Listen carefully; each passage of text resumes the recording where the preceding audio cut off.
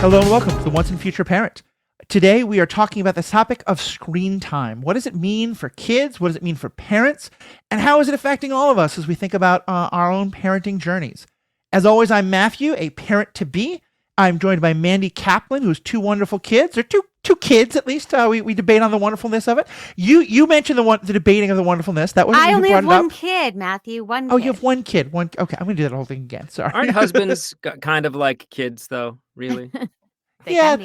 that's fair. That's fair. Anyway, Mandy and her wonderful kid. We're also joined by Will Collier. Will Collier is a voice actor, an actor, has been involved in a whole bunch of different parts of Hollywood production. Also a parent to two wonderful kids. Mandy 1, Will 2, me a future one. And we're talking about screen time today. What does it mean for parents? What does it mean for kids? What about, all the scare stuff we're taught about what is good, what is bad? We're not experts. We're just having fun getting into the topic. So, Will, let me just start by giving you a chance to introduce yourself and say a little bit about your parenting journey. All right. Hi. Thank you guys so much for having me. Can we Pete, though, the whole time? Can we just call him Pete? Call me I don't know. I met Pete. You're and understudying for Pete today. Pete has like right. like Will clearly has like the silvery thing going on, but Pete is full on white. So Pete's got a Santa Claus thing going on. I feel like we got to keep them separate. Okay. If Pete slips out, I'll stare at you blankly, unless I know I'm being referenced. Whatever. There you Okay. go. You can say it. I won't be mad. I am a dad to two beautiful, wonderful kids. My daughter Campbell is 9.5. She's a pre-tween, I like to call her, and our son Clayton is turning 6 next week, and they're both totally delightful and totally exhausting, and all of the things all at once. Awesome. Hardest thing we've ever done and best thing we've ever done. Yeah. Ever since I started telling people I'm going to be a parent, it's the dual like, you're so lucky. This is going to be so great. This is going to be so hard. This is the hardest thing you've ever done. It is a challenge, but it's so great. It's just this bipolarity about how people talk about parenting that I find fascinating. Yeah. But that's true about anything worth doing, right? It's Mhm. the reward is only a reward if you've worked for it and it's Yeah. hard to achieve. Yeah. And it's also things that are worth doing are scary at times. And, Mhm. True. parenting for us with both of our children are open adoptions. And so like opening up to the universe and saying, hey, universe, I think we're ready to do this. And, see if you can find somebody for us was both the scariest thing we've ever done. The most we've had to like truly let go of control of Oh, yeah. anything in our life. We realized at that moment, we've really been curating our life to this point, like who our friends are, what we spend our time doing. We cannot control this if we want to, if we're doing it right. And so in that release also was the moment when the most miracles started to happen and the most angels made themselves known, and these two beautiful souls found their way to us in very as far as adoption goes, like very quick processes. Like it just sort of they swept in. That's And wonderful. it was done. Yeah. All I heard is that you, prior to having kids, curated your friends and I made the cut. And that thrilled me. Right? Mm. Well, apparently you made the cut audition twice. process, You should be, Matthew, yeah. was intense, but I'm sure. I stayed with it. Well, again, I don't want to be scared on it because I assume that I'm in the very, very beginnings of that audition process. So don't like scare me about how bad that can be. Is this where we talk about having margaritas and before we went on stage in Silver Lake? No, we never bring that up. Never. I assume you're also a part of Mandy's cabaret from time to time. I have been, yeah. I'm sort of retired from that, I think, until I come back to her. I've done like 25 of them or 30 of them at this point. I call him the doula of Miscast because I had the idea, but I was newer to Los Angeles and Will has been here longer and went to school here and knew people. So I sat him down and I said, I have this idea, but I don't know how to make it happen. And he helped make it happen with advice and references. And connecting me to wonderful. places and people. So he's the midwife of miscast. I'm the doula. Love And to hear that it. worked out. That worked out. That hasn't ended in I told you so's and hospital visits yet. That's Not so good. yet. That's so good. Well, let's kind of get right into our topic, because one of the things that I'm already starting to think about is the idea of screen time. And my baby isn't even born yet, our baby. But one of the things that was pointed out to me, there was a meme that was going around Facebook that I saw, which was of a parent holding a child, and kind of rocking the child to sleep while holding a phone in the other hand. And the point was that the eyes of the baby were pointed directly at the phone. And I went to my the doctors we've been working with. They're like, yeah, no, for 6 months at least, your baby's not even going to see that. Don't worry about it. So it's not tomorrow's problem, but obviously it's something that I'm already thinking about, both in terms of my own screen time and how having children around affects that, but also obviously that as children get older, they're going to start wanting to be on screens themselves. And Will, I know this was a topic we'd already been thinking about, but you had suggested for when you came on to help when Pete had to step out. Talk to me about why this was a topic you were so interested in. It is a daily challenge raising a child, raising a kid in this era. Maybe it's something to do with this city. Sometimes I think that if we lived in the country, the kids would be out in the riding their bikes through the fields and they wouldn't be on screens. I don't necessarily think that's true. I think it's just this era of the world and of society means that there are screens everywhere, and kids don't have as much freedom to go wander around the neighborhood and entertain themselves that way. So they are home, and there's sure, my kids read some, I read to them, and there's only so many board games one can play with their child, or art projects one can go to Michael's to get the supplies for, before everybody needs a little break and dad needs to cook dinner and do the dishes, and the screen is right there. And it's not so much a challenge with our 6-year-old, nor was it with 6-year-old Campbell, but with our daughter, it's she also connects with her friends and cousins on there. Right. So it's kind of a social thing too, and this is how she's spending time with people that she loves. So it's one of those things that you kind of have to we are not avoiding screens altogether by any stretch. Yeah. We are aware of how much time is spent on them. We don't encourage more time to be spent on them. There's never been, I know families who send their kids to bed with a screen in their hand and say, just fall asleep when the battery runs out. Can I have their names and addresses? No. Who is They shall doing remain that? nameless, but truly it's and other Wow. friends, other families in preschool who were just like, "Oh my gosh, we just watch TV all day," and I'm like, "Oh, well, that's not what we're doing." So I feel a pat on my back for that. But Right. it is still a constant battle. And then I tell my daughter to get off her screen, and I go sit down and I do the crossword puzzle. I'm on the screen too. So, where nobody is living a screen-free life in our house, except when we go to camp in a couple weeks. For 3 weeks, we are no screen life, and it's great. But everyone there is doing no screen life. Everyone at camp is just being with people and playing those games, and it happens. Society and humanity carries on without screens and without Wi-Fi or cell signal, but only in limited, curated moments. And, Really. and I have to say, this is I get how this is such an issue for parents and kids, because the cold embrace of terror that wrapped around my heart at the idea of being without my screen for 3 weeks and coming back to all the emails and IMs and DMs and all that. But yeah, so Mandy, jump in as well. And I want to kind of frame the discussion a little bit, but you go for it. Talk about your journey with this. Well, I'm very curious what your plan is. And no one really knows the right way to do this. Maybe the kids who are going to bed with their screens until the batteries die are going to be geniuses. That is possible. I don't have the answers. But that said, I do feel quite strongly that our kids need to be bored. It's very important for Yes. creativity and inspiration. And um we always let Casey have screens. I was home with him alone for most of his babyhood and toddlerhood. If I needed to get work done or take a shower or needed Mm-hmm. quiet, I would put on Baby Mozart and let him watch it for a half hour, or YouTube. I would put on Sesame Street songs and videos and let him watch it. And I needed that. And I think that's okay.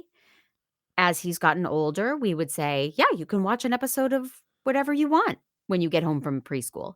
Then screen off, time to play, time to create some fun. Right.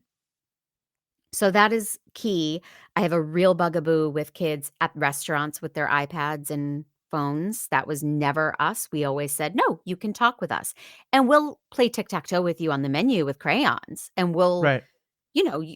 we would bring stickers and things for him to do if he was bored at a restaurant, but it was never screens. It just disengages them. If they're Mhm. playing with stickers on their placemats, they're still listening and participating. Right. If they are on a screen, I can't tell you, like, the kids with the headphones and "You guys, shh, I'm watching," and it's like, "Oh, no, you're at a restaurant with your family," and I'm sorry Yeah. if you do that, Will. I don't know what No, your we are not a screens at philosophy restaurant is. family. We are not. We Right. are a screens when traveling. We Yeah. are, and that's how it kinda started. We're like, "Oh, let's get a tablet for the kids because we're gonna be on a 6-hour drive or a Mhm. Right. 4-hour flight." And that was just kind of but that was a little bit of a slippery slope then, because then Yeah. the screen was still in the house after the trip, and, it just became sort of a it's called downtime. Daughter calls it downtime. "Can I have some Right. downtime?" Which means she wants to go turn off her brain and watch a show. What is she Right. watching? Like, what kind of She stuff is has she access into? she likes, like she likes a lot of anime stuff. She likes a Mhm. lot of the animation stuff on any of the streamers. She's not Yep. on YouTube. We don't do Okay, YouTube or good. YouTube Kids. Um, and then she's also playing, what's it called? Roblox. Yeah, she's playing Yeah. Roblox with her cousins and Right. stuff. Yeah. Um, Well, and so those are the two main things shows, and then sometimes she will go on YouTube for, like, art tutorials, but that's sort of like a purpose. She goes and she looks and she wants to be able to draw this thing, and she'll right. follow along, and for that, it's great. I mean, there's so much knowledge out there, and there's so much Yeah. stuff they can learn. There's also so much stuff that is designed just to grab their attention and keep it to pay for the advertising, Right. Mhm. um, Well, and and I turn think them there's into little zombies.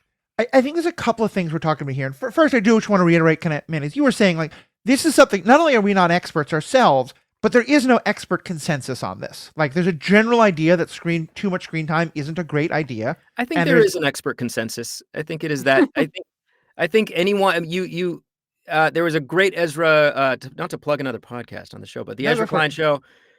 He talked with, and it sort of went around amongst our friends with an expert and he was also talking about with teenagers and social media, but just in general, like, there is a consensus that it is not good for brain development and is not Oh, good for the amount of dopamine that right. gets hit and squirted on a regular basis is not good for anybody.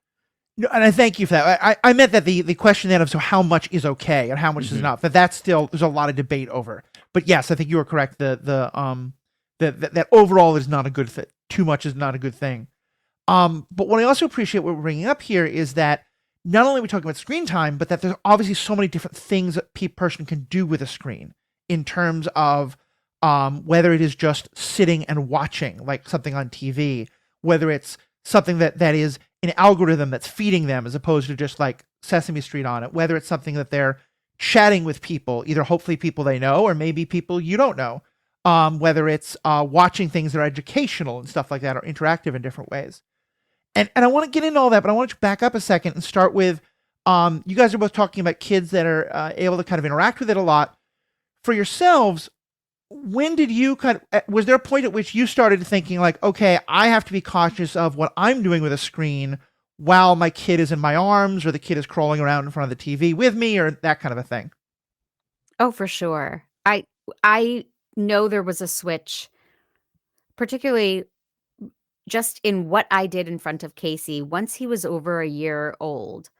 And I thought, well, if I show him that I get mad and frustrated at little things, and I swear, he'll pick up on that and he'll learn that behavior. So I stopped swearing.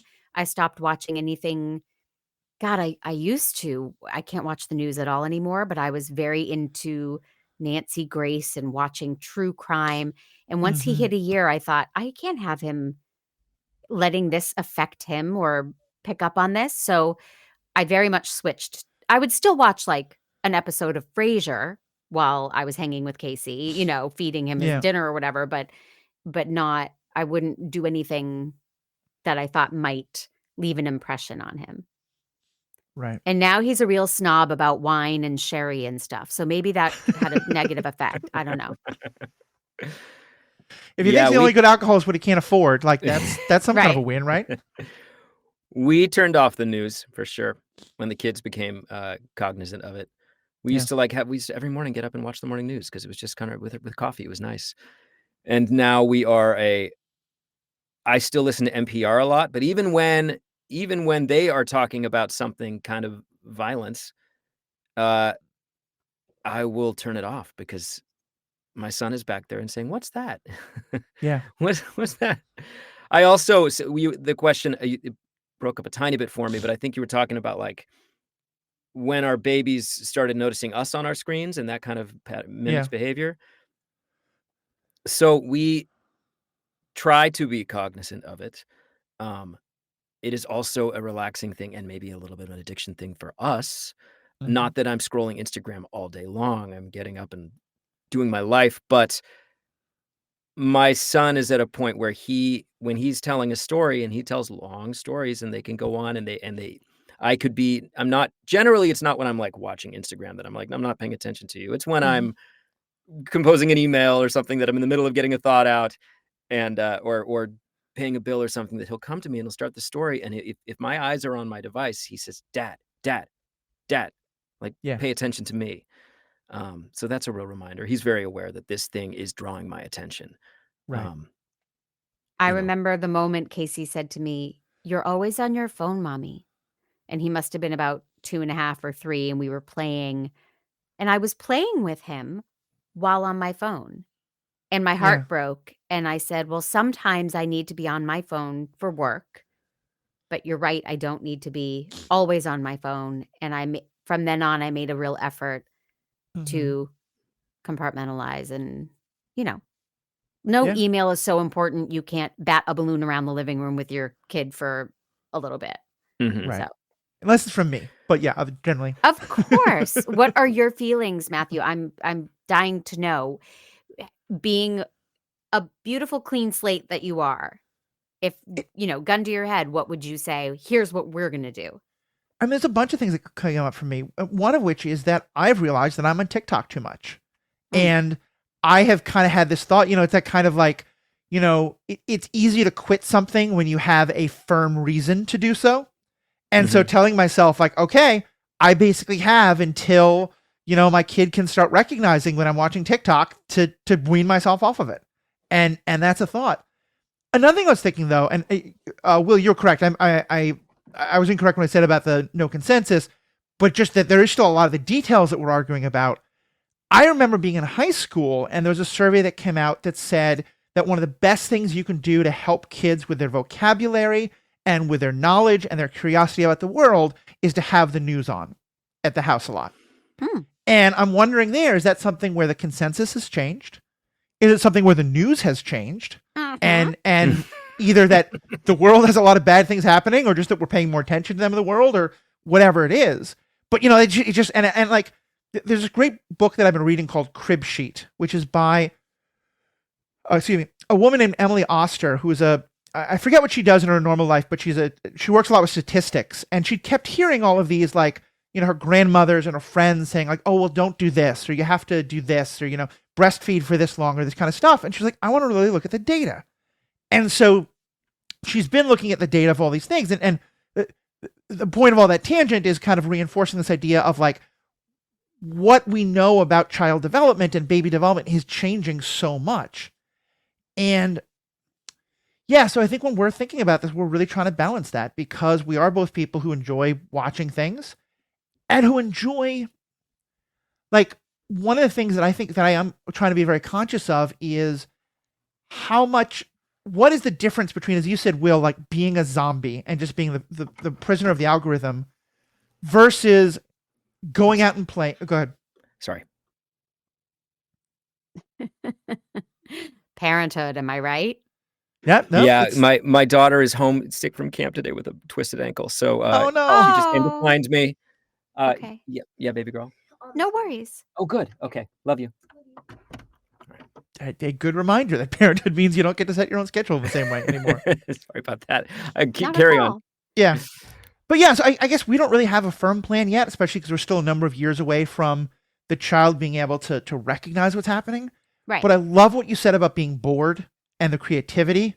Will, I can tell you, city or country has nothing to do with this. I grew up literally in the heart of New York City. My family never owned a car. I spent an awful lot of my childhood outside, just like, go play. We didn't go to soccer camp. We played soccer on the sidewalk, that kind of a thing. And there's a lot of ways in which that world is gone, and that's in some ways for the better.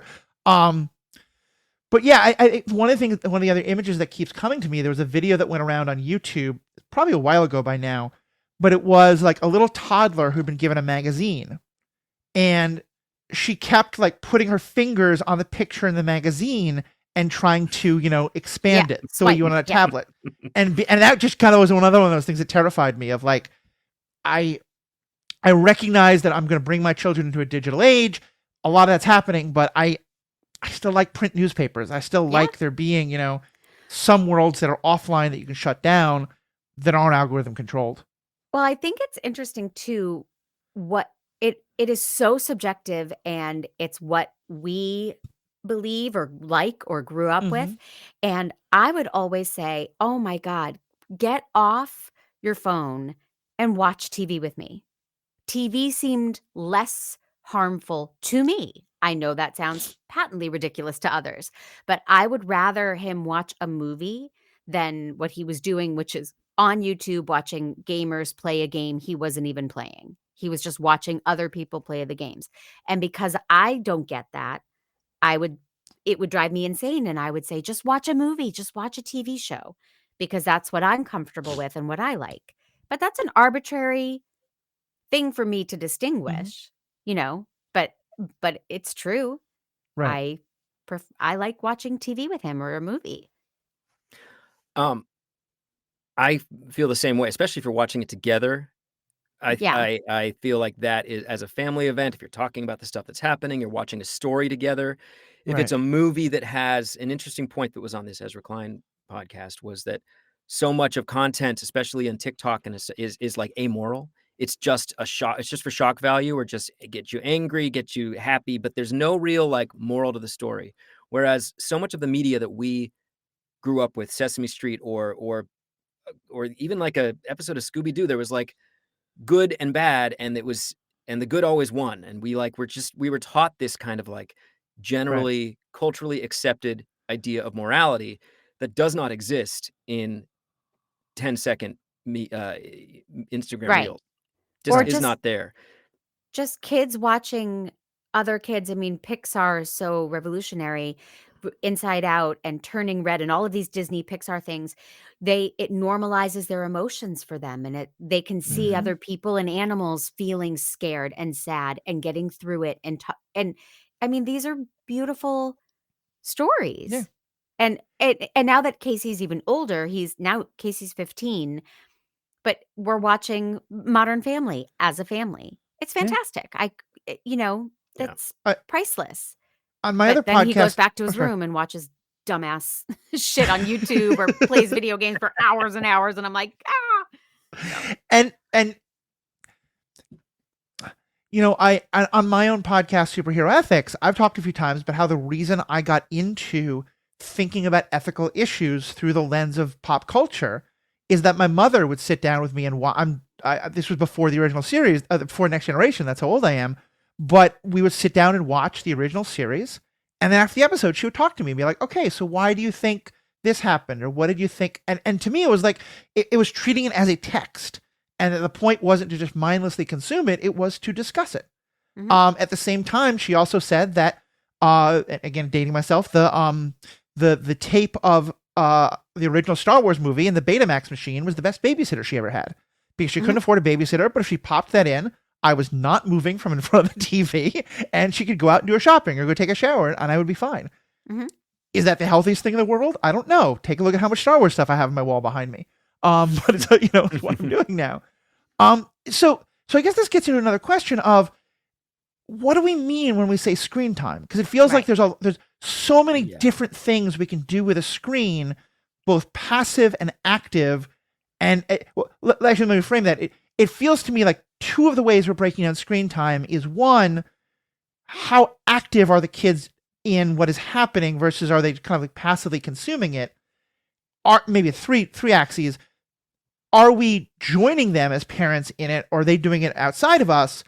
And then third, are they watching like a set thing, or is there an algorithm that is like trying to control what they're watching in these short bits to push them towards different cultural ideas and to push them towards more advertising and body issue stuff and all that kind of thing? If I may, I also, before I forget, and it plays into this what you just brought up, but Mandy, you mentioned that you should put down your phone to bounce the balloon around the living room with your son, and this is absolutely true. This is quality time together. I also feel like our generation of parents has a crazy expectation of how much we are supposed to be actively playing with our kids, compared to my parents, at least, who never played with us, ever.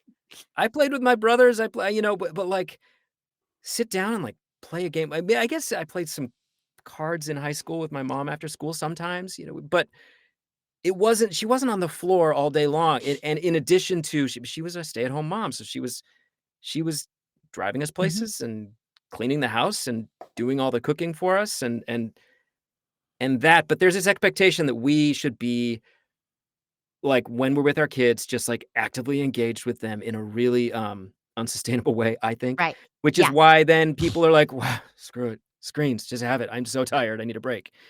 I don't care what you're watching." So Right. there's a balance there that we can try to find always, and it's always gonna be, Matthew, on your journey, you will find it's each day it's a new lesson to learn. But you were talking about those different types of screens that come into our life. I think generally, like, the algorithm, bad. Mhm. The, now but there's also an algorithm on, major streamers that is sending programs my daughter's way, but those have been vetted and edited, and they're longer form generally, and there's, like, a story. There's a little bit of a moral there, and there's characters to hang on to. Right. So I'm not super concerned with her watching, that stuff when we all need a break. When she comes home from school, she's exhausted. She needs a little Right. break, and that's how she takes her break. Um, and then what was the other? There was another third axis that you were talking about? Oh, if we were watching it with them.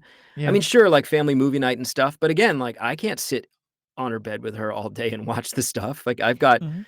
work to do. Right. It's very split. There were a lot of things I watched with Casey when Mhm. he was little, but then there were babysitters, just flat out, "Oh, he will sit and watch a whole episode of Blue's Clues without me. I'm gonna put it on and I'm gonna go make dinner." Yeah. Yeah. And Can and I I did not feel guilty about it. can I also say there's a difference between, even, like, with the scripted content, there's a big difference between Wild Kratts and Paw Patrol. These are 2 Mhm. titles that you will probably be very familiar with, especially if you're Mhm. having a little boy. Um, although girls love them too. All Yeah. genders love these shows, but Paw Patrol is, like, cotton candy, and, Mhm. Wild Kratts is more like a granola bar. Like, Yeah. they're like things are learned, there's, like, like, my son knows all kinds of crazy animal facts because of this very entertaining, very well done PBS distributed show. Right. Love Um, Wildcats. love Yeah. it. Did I tell you we took Clayton to Wild Kratts live? No, Yeah, fun. yeah, yeah. Colin flew Mm. to Indianapolis to see Wild Kratts live because by the time we were aware of the tour, it was already, like, not in anywhere close to the Right. West Coast. So they had this Oh, incredible, and, like, the 2 guys, Chris and, what's his The brother's name? Krat brothers. Yeah. I They don't were know on their names. stage, like, Oh, they put on silly costumes. Right. They clearly, like Colin said, it was just beautiful. They clearly love children and love their kids I and love love their that. audiences, and it was just this incredible thing. yeah. Yeah. No, and I love hearing that. And I think we're all of the generation that probably grew up with like Sesame Street and Electric Company and Mr. Rogers Mhm. and stuff like that. And people talk about how influential those things are. And even with the algorithm driven stuff, like I remember I watched this one video, it was on TikTok, a couple of years ago, but it was a woman who was talking about how as a teenager, she really wrestled with eating disorders of various kinds, anorexia specifically. And she talked about how like she was tying this into the screen time discussions for teenagers specifically. So you're saying how like an awful lot of her body image stuff and stuff that came about was when she fell down the side of TikTok that was all about like girls have to be this thin and body image and all this kind of stuff. And then also talked about how on TikTok when she found a lot of the like body positivity like recovery from that stuff was incredibly helpful for her. And I guess what I'm getting to with this is it feels like the algorithm itself definitely bad, but there can be some great stuff on there. I know certainly there's a lot of issues I get much more informed about, and I hear kids who are coming out as queer, talking about racial issues or stuff, and where they're finding more their own community through that. And I get it gets to what I think is kind of a dirty word around for a lot of us, but probably is important is monitoring. To Yeah. what extent are you not monitoring or putting in like protect like blocks on their devices that change what they can Mhm. or can't do? And how much are you looking into all that? What's kind of where you guys both approaching that? Well, um, yeah, I think we were naive for too long, Mm-hmm. and Casey's a great kid with a great head on his shoulders, and then got involved in some stuff he should not have been involved in on his phone. So then we put some parenting blocks in place. And I wish we had done it preventatively rather than reactively, but we didn't. And now, he there are sites he can't go to, and his phone automatically locks. Like, we found out that he was up all night on his phone. We go to bed at 10 o'clock. We didn't Yeah, know that. And he was 13 and in his room on his phone all night. So now the phone shuts down at 11 and turns back on in the morning. And just things like that, I think, are helpful. In a perfect world, k- kids could regulate themselves and they could say, oh, no, I'm not supposed to look at a porn site. Or, oh, no, I need to get my sleep. I need to shut my phone off. But we're not in a perfect world. So, Yeah, we're not. I'm not kind of at that place yet. We certainly have. There are like kid versions of like there's like Facebook Messenger Kids, which is where the mm-hmm. parent chooses the contacts that are on there, and that's it. Nobody else is reaching Right. out and saying, "Hey, let's be friends." No strangers are coming on there. Um, these are great tools for staying connected to people that my daughter loves that aren't close by at the time, aren't our neighbors. Um, I think with like social media and actually a phone that's not a big tablet. She has Mm-hmm. my hand-me-down iPad, so there Yeah. is, like, some connectivity there, but the phone, we're gonna try to hold off as long as we can. Yeah. Um, and I know it's gonna start to get trickier as middle school comes along. Definitely when high school comes, if we can make it that far. I'm very happy that phones are banned in school in LAUSD now. That's nice. Yeah. Um, that takes a lot of the onus off of us to, like, at least the stuff's not happening there, but I still worry about, um but then I can't, like, keep her isolated. I can't Yeah. keep them isolated well, from their community, which is so much of right, it is on those apps now. right. And I think they do make those phones that you can text and call your friends, but they look like iPhones, but there's a brand name like Oh, GABB or yeah? something. Yeah, so they're the essentials of a phone that your kid might need, but they don't go online, as far as I Okay. know. Okay, Um, cool. I also know there's a watch that, like, if I get worried about, we if had I wanna that. be able to track her or have her call me in an emergency. I also think some of the emergency stuff is a bit fear-mongery and Mm-hmm. trying to sell their product. It's like, "Oh, you absolutely have to know where your child is at all times, 24 hours a day, because this is modern society. And Yeah. I don't really, if there's an earthquake, I trust the school to find me, and I will know where, I know she was at school, Mhm. you know? Yep. Mhm. I think there is a certain, they hook you in with a fear-based pitch. Oh, Yeah. you're going to be missing out. Oh, you're not going to know where your child, think of the safety. And Mhm. then they just take over your brain. Well, that's the Yeah. whole industry of Capitalism. child rearing and Yeah. yeah, that's a whole separate episode is how everything is like Mhm. you might kill your baby or Yeah. your baby will never recover if you don't buy our product or give them this formula, whatever it Well, is. It's all fear mongering.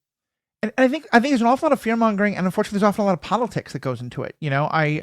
Part of why I'm very hesitant about monitoring type stuff, but I think there's obviously some need for it. Is in a past life, I was very active in politics and worked for a reproductive justice organization, and one of the things we were getting involved with is looking at how, for a while, the only people who were putting out phone monitoring stuff or like blocking website stuff were very conservative groups, and so yes, it would block a lot of porn. It would also block Planned Parenthood. It would block anything having to do with causes, or just like, people who are just curious about biology or stuff like that. That was all ranked as porn, good literature, was all. And so, yeah, there's so much of those conversations. And I hate that these things are political. I hate that these I know. things are capitalist, but of course it's what you have to be thinking about. And go ahead, Mandy, and then I'll ask. I was going to topic shift, so you go. Okay. And I appreciate what you guys said about the school and the community, because we don't have too much longer, so this may be going to be my last thing to bring up, and then let you all comment on any last things you want. Is obviously, as you said, Will, we're not raising kids in vacuums, in isolation. And I remember my mother was very much a 60s hippie. She thought the human body was totally fine, nudity was fine for kids to see, but violence was absolutely not okay. She never wanted us to watch guns firing. She never wanted us to watch people shooting each other. But of course, I went over to my friend's house, and we would get to watch, Lethal Weapon movies. But they would make sure to fast forward past any, nudity parts. And if they came over to our house when my mother was watching Dallas or something like that, or something else, their parents would get freaked out. And I'm kind of curious. Obviously, the school is setting standards, but I'm wondering, since your kids are going over to other kids' house and they're coming to yours, are you talking to the parents of your kids' friends or just the parents in your community about hey, how do we all kind of have similar ideas, or can we support each other in this, or who's the outliers we have to be thoughtful about, or anything like that? Because the first thing your kid's going to do is go, oh, but Johnny gets to watch that. Why can't I? Yeah, absolutely. I mean, we're always talking. It's all parents talk about. Yeah. It's this kind of stuff and school stuff and what's going on and the PTAs and everybody's, everybody's aware. I think there is a certain sort of, when it comes to screens, our topic of the day, there's a certain acceptance of just they're being in the kids' lives. I actually think our kids are on screen less than many of our peers. Nice. In terms of we don't have a video game system yet. And I know some friends, it's like, oh, summer break. Yeah, the kids are just they're just playing the video game all day. And is it better that Campbell, she's laid up today. She's got a twisted ankle, so she's watching cartoons all day. So is that any better than video games? I don't know. That's what I do when I'm sick, so what can't they? But Will, you're saying it like you have to justify it. You're right. You're afraid to say, yeah, my kid's just watching TV all day. Yeah. And that's, here we go. That's the problem. Matthew, I'm answering differently from Will, maybe because my kid is a little older. I don't know. But no, it's impossible to talk to other parents at times about this because it's all judgmental. And you're saying, we would prefer if Casey didn't watch violent things at your house, knowing full well that their kid came over and he's like, oh, have you seen Saw or whatever? Like these young kids watching violent, sexual, adult content, Some kids are allowed to do that. So when I broach the subject, I'm coming from this, you know, holier than thou place of saying, like, well, we would just prefer if Casey didn't watch that stuff. And then Right. the parent is like, well, our older kid watched it and they're fine. And, you know, we don't always watch it. Like everyone's defensive all the Right. time. So it gets difficult to have these conversations. Casey would know. He was good at self-regulating. He would say for a long time, he would say, "Oh, I'm not allowed to play Fortnite. Can we play something else?"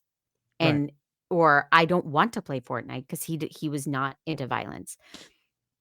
I'm not sure when it all switches, when the kid can advocate for themselves or say, "Let me call. I'm not sure if I'm allowed to watch this movie with you," but it's awkward. And Yeah. I'm not accusing the other parents of judging. I am judge number 1. And we Yeah. had friends this is the segment where I trash other parents. We can't Name figure out names. right? We can't figure out why our little child, 4, 5, can't sleep, can't go to sleep by themselves, must sleep with us, terrified, we can't leave them alone. Oh, but we watched Silence of the Lambs the other night, and they loved it. We watched The Dark Knight at What? 4. This child loves these movies, but man, we just can't even send them on a sleepover now that they're 9 or 10 because they're too afraid to go to sleep without us. Oh yeah. There is a Oh my. correlation there that they couldn't see, even though, and I'm like a friend gently going, "Are you sure maybe it's not that, like, do the math, carry the 1." But Yeah. then I'm judging, and who am I to judge? Yeah. So Do you remember, this is kind of another topic, but, remember during COVID, all of the judgment that was not regarding screens, but it was regarding masking. It was especially the beginning of the pandemic. Our preschool was everybody was the text chains were flying. I heard so and so went to a restaurant or went to or traveled. They traveled out of state and then they came back and dropped little Johnny back at preschool like it was nothing. And everybody was micromanaging everybody else's life, and it was crazy. And, It was and crazy. a lot of that was about screen. I was working for an educational group that did work with computer science in schools, and there was so much stuff we were hearing about. Okay, during pandemic, we have to be on screens a lot more, but what does that mean for kids? And should we be turning off? Mhm. You know, and there was the kids can only talk to each other through screens and stuff like that. So yeah, no, I think it's a great idea. And I have this ideal where it's not judging. It's just, okay, I want to know if my child goes to Billy's house, they're going to watch this kind of content. So I should be ready to talk to Billy about, my kid about what they saw. But I watch enough Love Island to know that people misunderstand things and they love to judge each other, these kind of things. Talking about trash TV, like I want to admit, if I'm going to tell my kid to stop watching trash TV, maybe my Love Island addiction needs to change, but I'm not there yet. So Or just watch it after bed. You'll realize as a new parent, especially once the kids are like, you get one show at a time, and it Yep. happens after the kids are down, and that is your time to just like take a breath. In my case, pour a scotch, watch a show, and then go to bed at 9:45 and do it all again the next day. But so you can watch Love Island still though. You can watch whatever you want, just after the kids are done. it's all about judgment. Yeah. Screentime, all these topics I just happened to notice that Will was afraid to admit, like, yeah, she's just watching TV. Yeah, no, it's true. It's true. Because it is one of the things that I constantly, I think when what you said, Mandy, really resonated with me and has in the past, but it's so important to be bored as a kid, like Yeah. the creativity that comes from that. And it's true. I've noticed on days when we have nothing scheduled, which is kind of rare because I'm afraid of those days. So like even summer's here and I'm like, what camp are we doing now? Daddy's got work to do. But on those days when I turn off the show and I say, nope, no more. It's been an hour. They'll kind of fuss for a second, maybe a few minutes. And then when I turn back around, they are building a robot rocket ship out of Amazon boxes and playing mommy and baby. I mean, it's like they're all of a sudden the games they are there. They are, and all the pretend play, the imagination stuff, it's all right there, but it's it's not really gonna get to be there if there's a screen on, because that's gonna, Yeah. for the most part, take over that. You've helped me find the perfect balance. I want my kid to watch Star Wars, and then I want them to, only on their own, grab that wrapping paper tube and pretend it's a lightsaber. Yep. You know, if I can find that balance. Yeah. It's moderation. There, yeah. we've solved it. You're Well, welcome, once and future parents. I'm gonna say this last thing, let you two close out. One of the things that I most have gotten from this book, Crib Sheet, is Emily Oster talks a lot about this idea that, like, one of the best way to have a lot of parenting problems is to be so stressed about while you're trying to be a perfect parent, you know, because kids pick up on stress so easily. Something I definitely do in my family. A lot of people I know, you know, who talk about, and psychologists talk about this all the time. So yeah, so I think that's why I like these conversations, is we're talking about best practices. We're not talking about here's how you have to do it. Right. You both been fantastic. Will, let me start with you.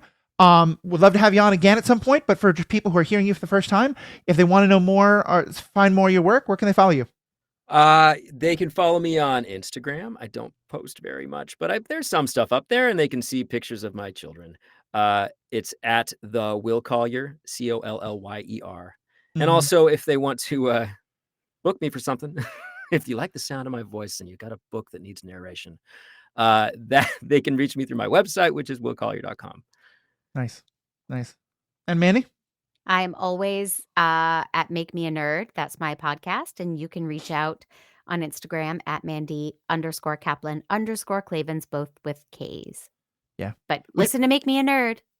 Which I realize I need to get back on to help educate you about video games. Because some of the best storytelling out there that's happening for young people is in video games. And clearly the zombie one was not the right choice for you. So we'll try that again sometime. I'm not wired towards video games, but maybe that's your challenge, is to find the right one. We'll see. Well, thank you both so much. This has been great. Thank you to our audience. As always, let us know what you think. All the show information and ways to contact us are in the show notes. We have spoken. You don't want